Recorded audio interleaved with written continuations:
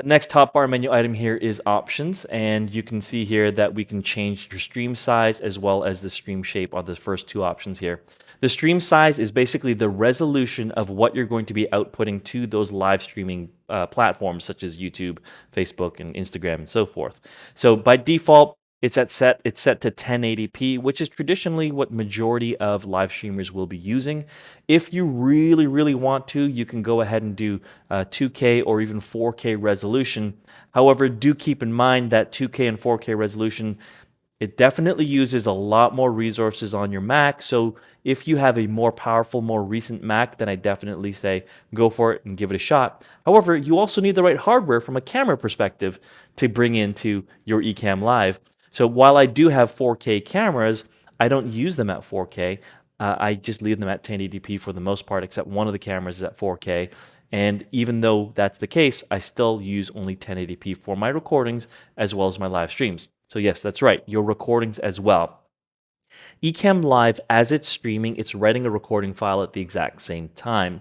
And so whatever you select as your stream size is going to be the recording size as well. You cannot, at this time, record at 4K and stream at 1080p or vice versa. You cannot make them two different resolutions.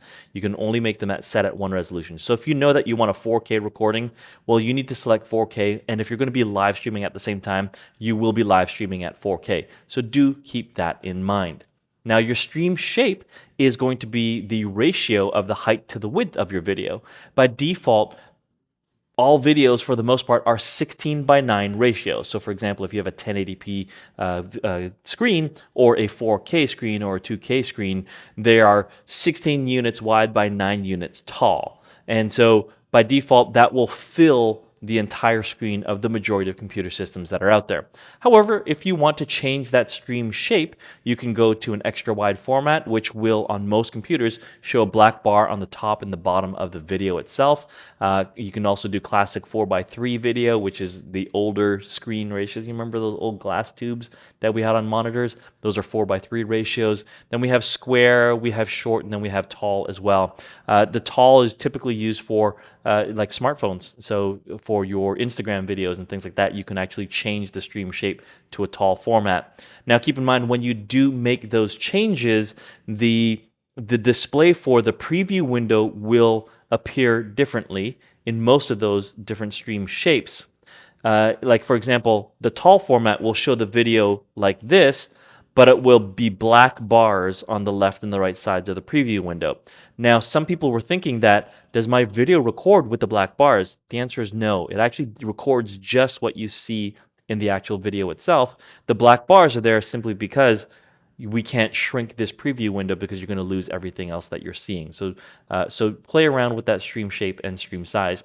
High quality video mode, this is an option that's also available in the Ecamm Live preferences. Essentially, this increases the bit rate, so for higher quality video from your recording as well as your streams. Personally speaking, most computers can handle the high quality option, so leave that enabled to ensure that you actually have really, really good, higher quality, sharper videos for your recordings and your live streams.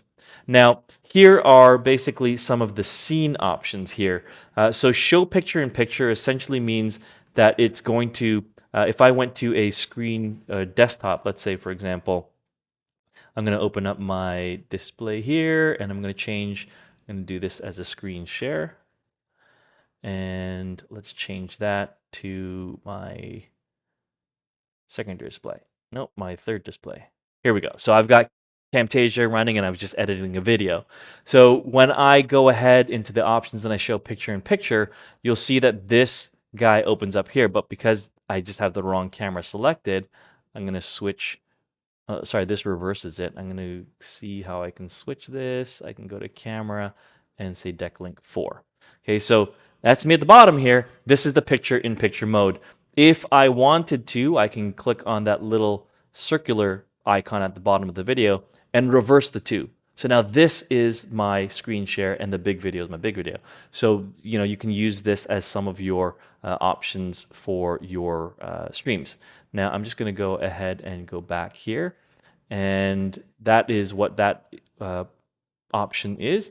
Now, by the way, show picture in picture Mostly, I would say that most of us don't use that because we want to be able to control the ratio or the type of the overlay for that. Most of the time, we'll be adding a camera overlay. So if you want more information on that, make sure you go back to the to the playlist and watch the camera overlays video.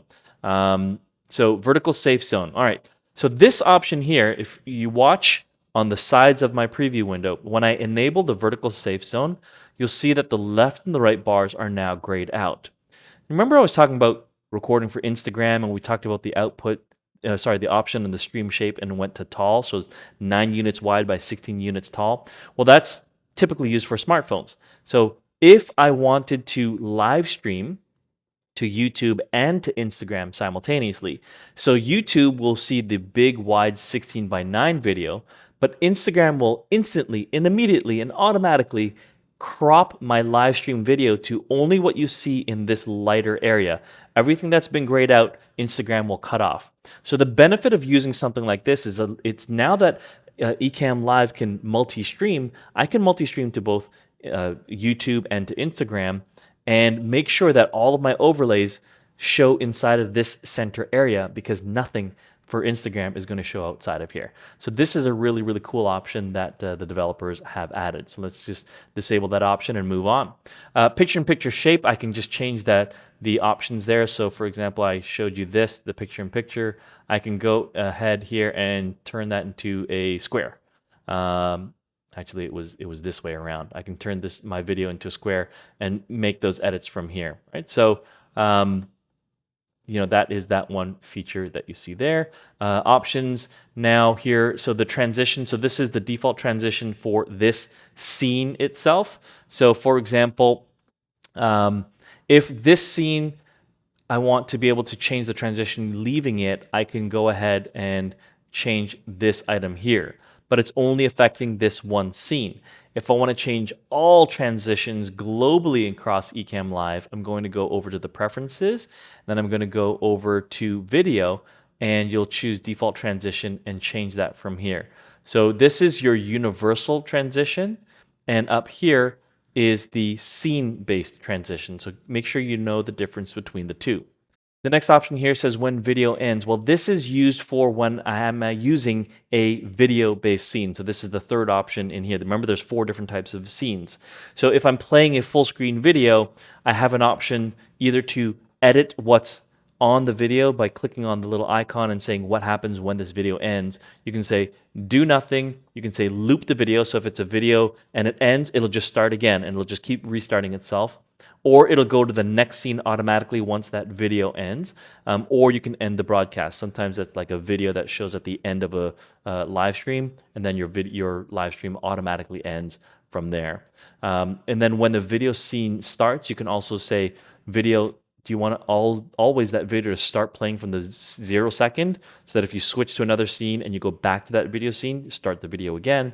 Or do you want it to start from the last location that it was played at? So let's say you had a 1-minute video and I switched to that video scene and it started to play, and then 30 seconds in, I switch back to my commentary video where it's me live speaking. And I can say, the first 30 seconds of that video talked about this, this, and this. Now let's go back to that video. And I switch back to that scene. If with the video, if I had this option here, start video from last location, it will start from that 30-second mark. It's not going to go all the way back to the beginning. So this is something nice, especially when you know that you're going to be cutting into videos by either through other scenes or commentary, things like that. All right, the next option here says crop split screen. Now, essentially, when you are in a scene that is on camera mode, so remember one of those 4 different modes, you can click on the plus sign beside any of the video sources. So for example, if I want to bring in guest 1 and go half and half, this is what would end up appearing. It's still a camera scene, but it now has 2 video sources built into this one feed.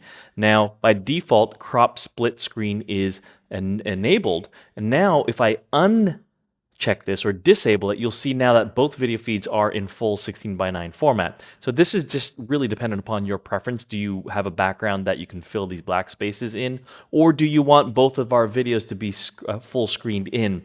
Now, this happens when the videos are not filling the entire screen. So now if you have 3 people, what will end up happening is it'll go it'll go tall, tall, tall, right? So let me hit that. So it'll go really tall, really tall, really tall. However, if I undo the crop split screen, you'll see that it's now wide, wide, wide.